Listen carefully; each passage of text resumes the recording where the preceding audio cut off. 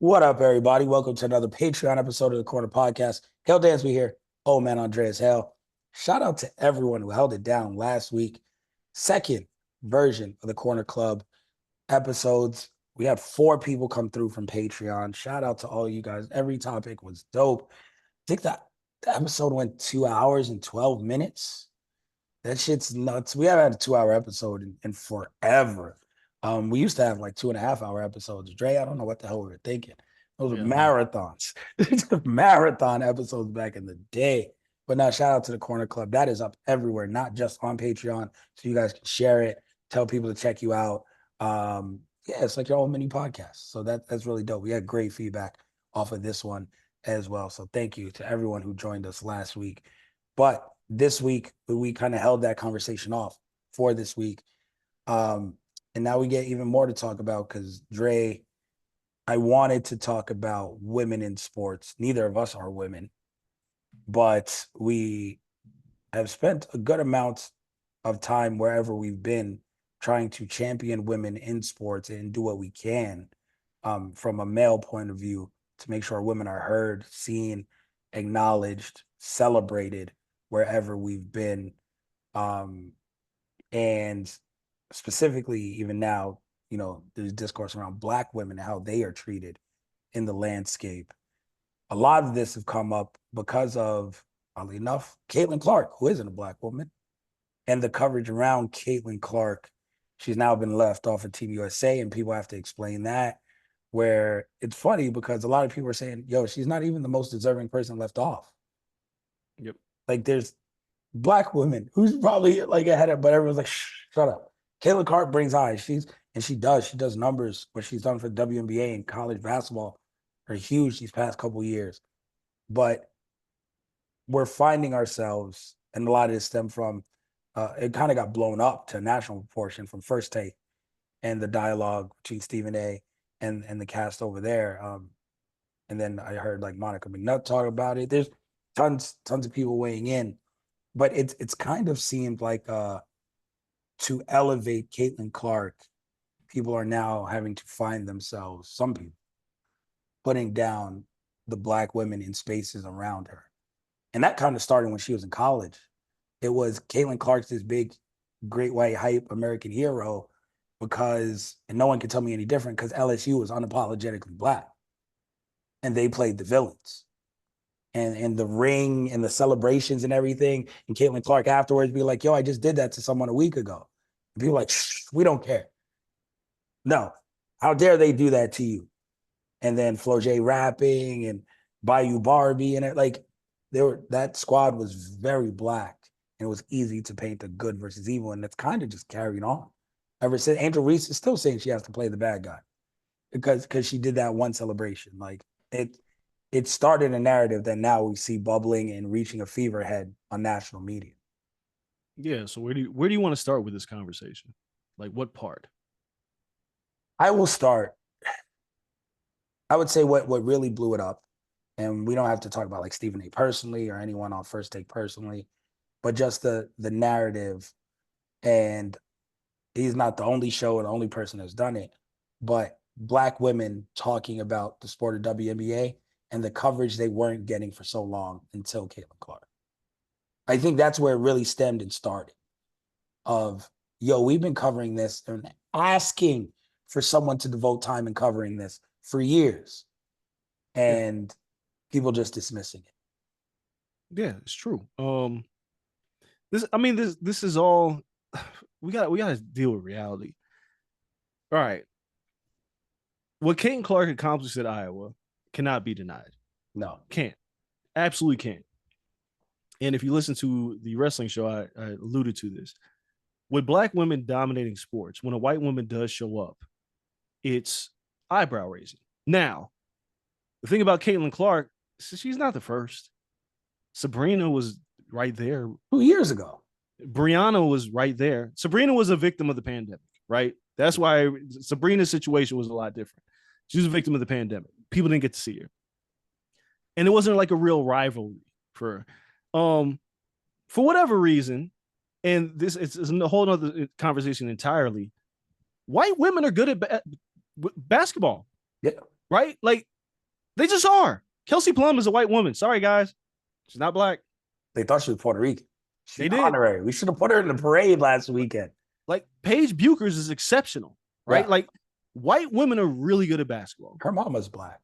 Or you the stepmom, but the woman who raised her. Black. But so it's not, this is not like a surprise, right? When somebody like Caitlin Clark does show up. Now, the thing about Caitlin Clark that was different from Sabrina and Brianna, and I mean, even like Diana Taurasi, the woman's range is outrageous, right? That's what made a lot of highlights. Her shooting from the logo, right? Yeah. Like, so you see this woman who plays from Iowa just pouring it in, like getting triple doubles, just pouring it on. Now, the reality of the situation, if you go all the way back to when this was getting national attention, is Iowa versus LSU, because you can't have a hero without a villain. And when Angel Reese did the finger thing and it blew up, it was hero versus villain. That is what drew people to women's college basketball, because it wasn't just Caitlin Clark. She needed a rival. And one was created out of Angel Reese. Yep. Right. And so the LSU Iowa game, the reason why it was so big is because if Angel Reese didn't do that, then we'd still be treating women's basketball as we have for years. Yeah. Because again, like A'ja Wilson's the most dominant woman in basketball right now. She is head and shoulders above the rest of the league. We ain't talking about A'ja Wilson because she has no rival. The reason why NBA changed is not because of Magic Johnson and not just because of Larry Bird. It was Bird and Magic, right? They had to coexist. So that's what brought the national attention. Very pro wrestling of you. Can't make coexist.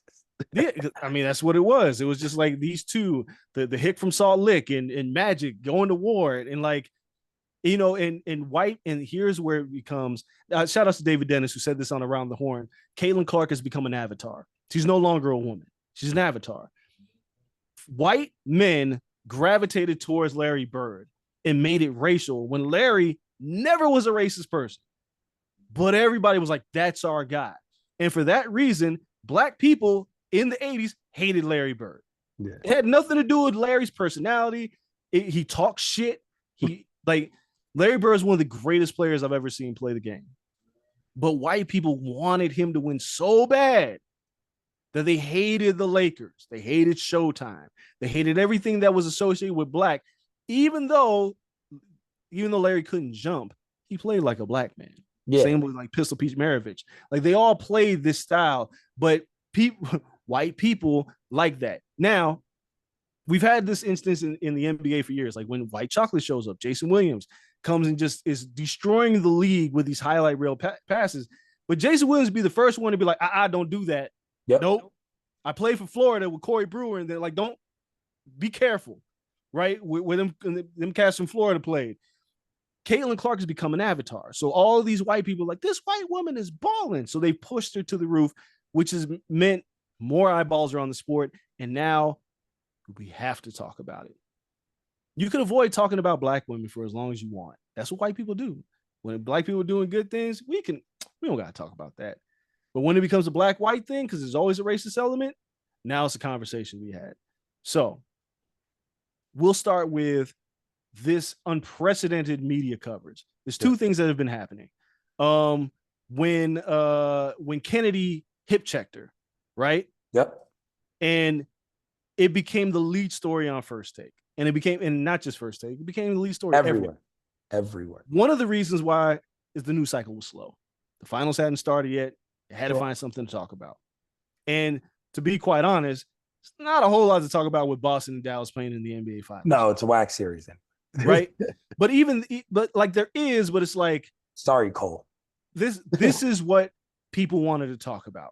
Yeah. Because the idea that, they're getting too physical with Caitlin Clark. Now, look, I'm going to keep it a buck. I haven't religiously watched the WNBA. I watched during the playoffs. I watched the finals, but I don't like religiously watch it. But I do know women are physical. Oh, yeah. They're fucking each other up.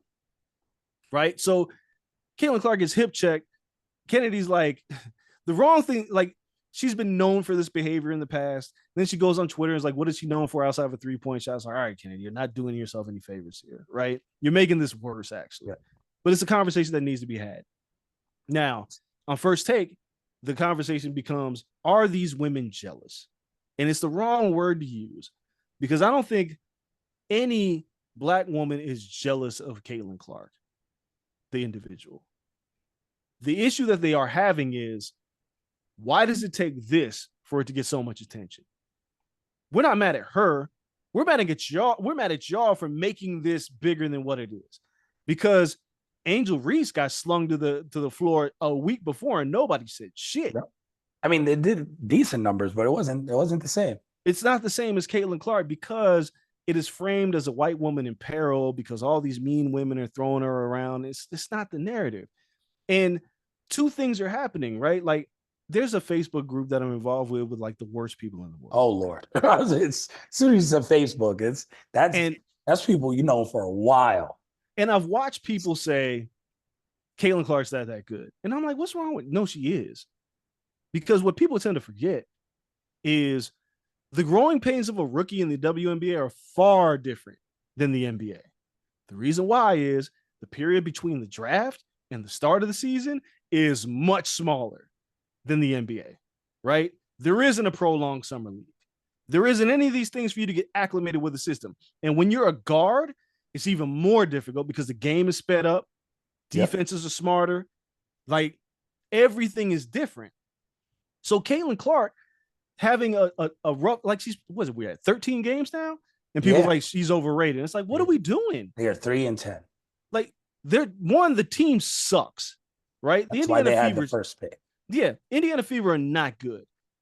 They haven't figured out how for Aaliyah Boston and Caitlin Clark to coexist together. No. Once they figure that out, because Aaliyah Boston's in her second year, they'll be a better team. Still, they have no depth. It's hard for Caitlin Clark to create her own shot against defenses like this because the speed of the game is different. Yeah, and they're running 2 or 3 people in her. Like, at her, just get the ball out of her hands. Right, because she can shoot. Yeah. If you leave her open, she's going to shoot.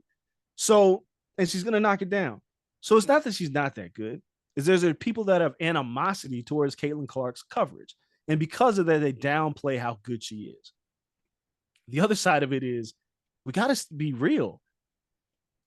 The reason why we're talking about the WNBA is primarily because of Caitlin Clark. Unfortunately, it's not because of Angel Reese, who's having a good rookie season, right?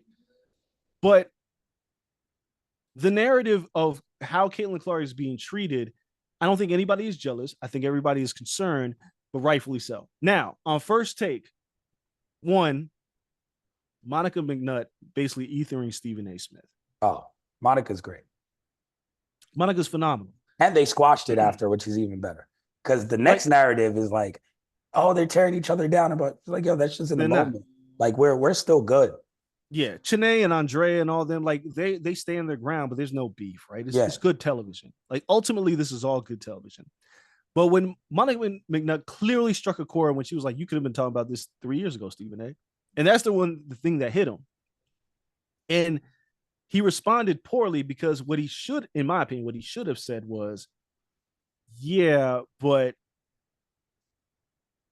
the sport is different now, right? Now it's leading coverage everywhere. So while I could have, people wouldn't have tuned in. Yep. If I was talking about Sabrina or Asia or the Aces dominant run or anything for that matter. Anything from them. Yeah, like so Candace Parker. I'll let you finish before I get on. Yeah, but none of these things were going to really move the needle then. We needed a lightning rod to talk about. People covered the NBA before Magic and Bird. Yeah. When Magic and Bird came, everybody covered the shit. Got TV deals. Everything happened. So the next debate with Chene and Andrea and Shannon is what went viral is when Stephen A. talked to Andrea about marketing, and Andrea said, I'm not sacrificing my integrity for marketing. And people looked at Stephen A. like he was a clown, but nobody looked at what was said before. The entire time during that conversation, Stephen A. says, none of you are wrong. Everything you're saying about Caitlin Clark not making the Olympics is right because there are more qualified women. There are better women in the game. There are, Chene's sister is number 2 in the league in scoring right now, right? Yeah. There are better women. And what Stephen A. says, none of that matters. Because the reality is you're trying to grow your sport. It's marketing. Yep. The reason why Andrea and Chene and Monica are leading First Take is because of Caitlin Clark. Yep. Whether we like it or not, that's just what it is. But now it's up to those women, these black women, to change the narrative and to educate audiences on other athletes you should be watching aside from Caitlin Clark. Yep. So while I understand what Andrea is saying, like, I'm not sacrificing, you don't have to sacrifice anything. Nobody's asking Andrea to dumb it down. Nobody's even asking Andrea to say, put her on the team. What they're saying is, if Caitlin Clark was on the Olympics, it's a problem no matter how you look at it. Caitlin Clark makes the Olympic team, she probably ain't gonna play. She's probably gonna be sitting on that bench because they don't have a whole lot of practices before Team USA plays. Caitlin's probably not gonna figure it out with her teammates. Most of them have played together in the past. She's probably gonna ride the bench, which is gonna bring a different kind of media attention to the team. Why ain't Caitlin Clark playing? That's the key. It could be a distracting media attention. It could. And then you got to force her into game. Like, for the counter argument to that is they're going to blow everyone out. So people are they're like, not, because they just only won by 9 points recently, right? These women, just like the global game in general, is different. It's more physical. The ball is different. Everything's different about the game. They'll blow out a bunch of teams, but when it gets like, they ain't trying to do, what was it, 04 Olympics team with fucking Richard Jefferson and them just got fucking blitzed. Yeah, before globally. The Redeem team, 2000 maybe 2000. They barely won a bronze. Yeah, no, the Redeem team was after that. It might have been 04 because I think LeBron. The Redeem team was 04. Yeah, Redeem team was 04, so it's 2000.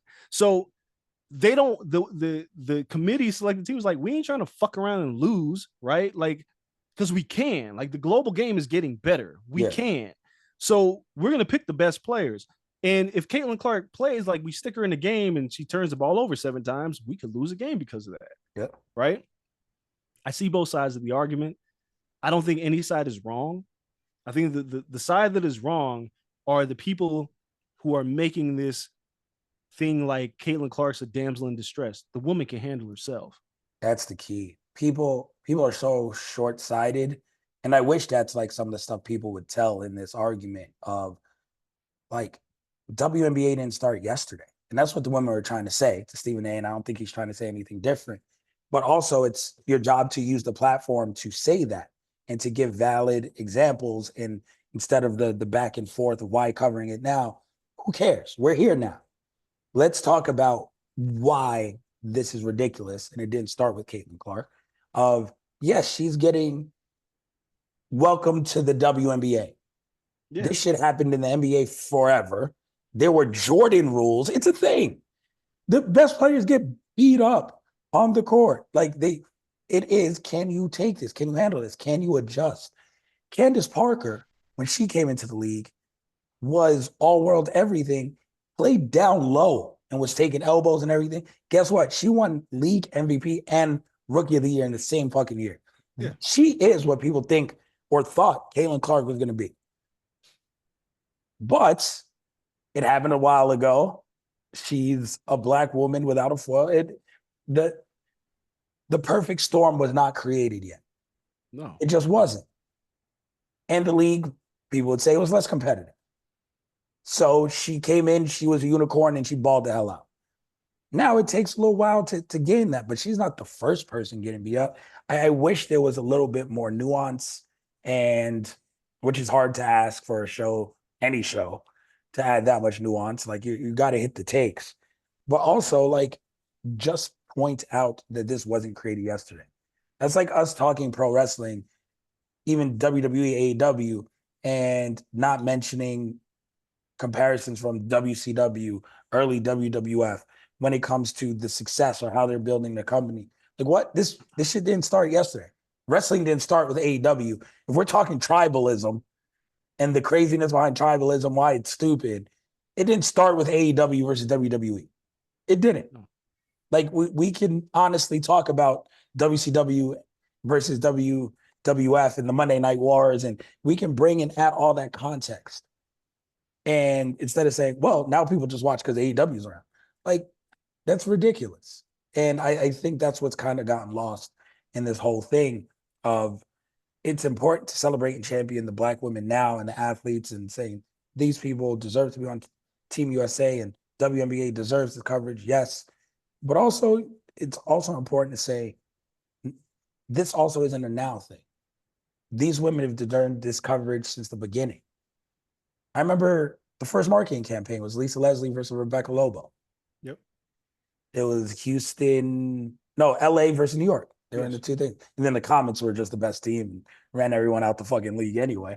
But Cheryl Swoops, Cynthia Cooper, like they had a super team down there. But it really was like that thing of these two dominant centers, you know, Rebecca Lobo being from UConn, then going to the East Coast, the Liberty, that was huge. And then obviously a black and white dynamic is just mixed in because that's our culture and that's what it is. And then, but you had the epitome of LA and Lisa Leslie and the Spark. Like the league is built on that. Why are we acting like we can't mention that? Like, yo, this is the first time this happened. Like, we've seen these dynamics. And I feel like the context and the history of the league is being kind of lost. It's a lot like the Negro League thing in baseball where people lost their fucking mind too. It all boils down to this racial element. Like sports are built on rivalries. Yeah. It's just the way it is. Sports are built on rivalries. Like Rebecca Lobo and Lisa Leslie, there wasn't a finger pointing incident. No. Set those two off. Like this was, it's built on a racial element and rivalries. Like everything is. Boxing. Biggest fights, Joe Schmeling and Joe Louis. Max Schmeling and Joe Louis. Black and white. Like, it's what our country is built on. The easiest story to tell in this country. It's the easiest story to tell because white people want to win so fucking bad, right? Like they want to win so bad that they're going to attach themselves to any white person who does remotely well in any sport. You don't even got to be American. Conor McGregor. Don't matter. It's like this is what you want to win. Like, no matter how, I mean, the black quarterback situation. Lamar Jackson is one of the best quarterbacks in the world, but every week we're talking about Josh Allen like Lamar Jackson can't do half of that shit. Yep. And this is not to say Josh Allen's not good at what he does. Great. This is to say that we don't talk about Lamar like we talk about Josh. We didn't talk about Michael Vick. We didn't talk about Randall Cunningham. We didn't talk about Warren Moon like we talked about Dan Marino. Now, granted, Dan Marino is one of the greatest non-Super Bowl quarterbacks in the history of the sport. Yep. But the point remains is that we don't ever talk about black people like we do white people. We don't. And when a rivalry is built and gets media attention, that's brought the WNBA to its zenith of attention. The point Stephen A is making that Andrea, I understand her pushback is take advantage of this opportunity now. Yeah. Right. It sucks that nobody paid attention to the WNBA like this. Now they are. And now, now again, there's three black, Monica, Chanae, and Andrea on First Take, educating people on women's basketball. Take every advantage of that opportunity now, because yes, we can complain about it internally, but nobody cares. And white folks don't give a shit about what was Skylar Diggins when she came to the league. They don't give a shit about that. They don't care about Maya Moore. Don't care about Cheryl Swoops. Yep. Don't care about these black women who were balling, didn't have their own shoes, right? Like not all of them had their own shoes, but they were balling. Asia Wilson should have been at the shoe. They she came in the league.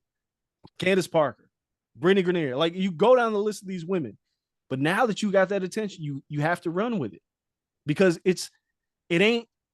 And this is where I think people get it confused with like First Take. I say what you want about the show, but they aren't at war with each other. Oh, like Stephen A and Shannon, and they're not at war with each other. What they're doing is now there's like Stephen A says it and it don't sound good a lot of the time. Like Stephen A said some dumb shit. Like the Will Smith comment I thought was stupid about you got to explain to the black community. Yeah. No, explain to Chris Rock. I don't care.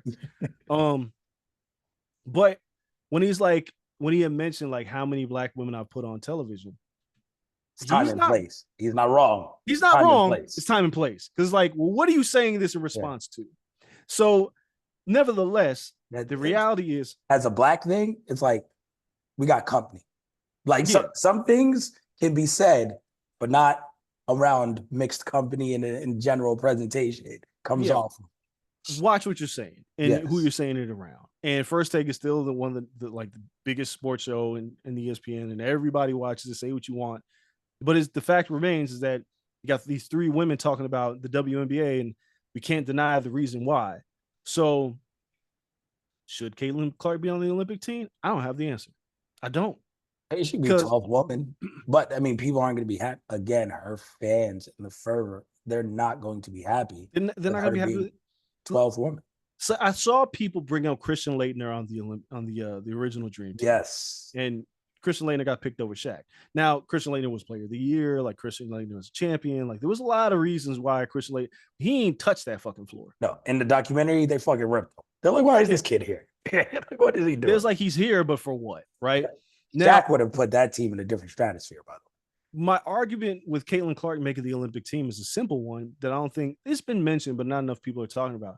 Yo, get this woman a break. She just went through the NCAA tournament, right? Like, we got to be clear. Like, women don't play 82 games a year, right? Yeah. There's a much smaller schedule. Again, from draft night to your first game in the league is like a month. Yep. And you just played a training camp. You have a full ass training camp. And a month earlier, you were trying to play for the national championship. Yep. Right. So then you got to go from that to Olympic Games in Paris. Now, even if you want to do it, maybe you shouldn't be burning yourself out, because I'll go out on a limb. Caitlin Clark's going to make the Olympic team in 4 years. Oh, yeah. Hands down. And who's going to care? Like, when we talk about like Olympic game snubs, and while it's true, like Caitlin Clark playing for Team USA would bring attention to the game. Maybe more people tune in the WNBA. Maybe not, because it's the Olympics. Everybody watches the Olympics for the most part. It's a global game. But we talk about the snubs. Yo, Isaiah Thomas didn't make the Dream Team. The fuck are we talking about? Isaiah Thomas. Like, it's Isaiah Thomas. Not like any old point guard. One of the greatest point guards to ever play the game, John Stockton, was picked over Isaiah Thomas to make coming off of 2 championships. The bad boy pisses Isaiah Thomas. Yeah. He didn't make it. So it's like we get all wrapped up in these snubs like they don't happen. All-star snubs happen every year in every sport. And yeah, they could have put Caitlin. I don't think it's stupid to not put her on the team. I think they recognize the distraction that she could be, and it's not her fault. That's more pressure on Caitlin Clark. And I understand like the 3v3 team is kind of set too, but I would have bumped someone for that for Caitlin if that was the case. Because Kelsey Plum had to play in the 3v3 last Olympics. Yeah. And that's how she got a gold medal last Olympics, and now she made the official Olympic team. It's I just don't like when I'm watching people argue it and the pendulum swings too far both ways. Yeah. Black people are like, she's not that good. She's overrated. She's a great white hype. No, she is that good. Yeah. She's really fucking good. Really good. And she's going to be better. She's going to cut the turnovers down. It's natural. Yeah. We act like LeBron James didn't come. Like, LeBron James is the freakiest NBA player I've ever seen. Like, yes, Sean Kemp was amazing. Yes, Kevin Garnett was amazing. Kobe was not great. It took him a while to get into that Lakers system. Yep. LeBron started day one. Jordan balled out. Jordan, Magic, Braun hit the ground. Yeah, they hit the ground run, but like LeBron, Magic is probably the best of the three. Well, he won a championship the first year and played all 5 positions. Yeah. But LeBron came into the league with all this hype, and his own teammates dissed him.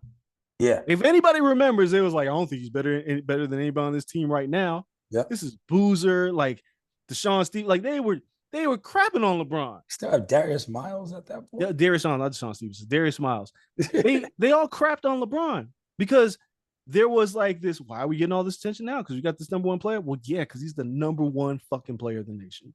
Caitlin Clark was the number one player in the nation. And now you got That's her. Why. So now we're going to pay attention. So then when LeBron played, because I think he scored he came short of a double-double in his first game, and then his next game. Yeah, he had 26, 10, and 8. And I think 3 or 4 games later, he had an 8-point game with like 7 turnovers. And immediately people was like, see, he's not that good. Y'all doing the same thing to Caitlin Clark. Let her get up to speed. Chill out. Angel Reese ain't having bangers. And when you bring up Candace Parker, again, the pro game is so different because bigs perform better when they get to the league because they don't got to worry about speed like that. Yeah. LeBron had 25, 9, 6, and 4. That's what it was.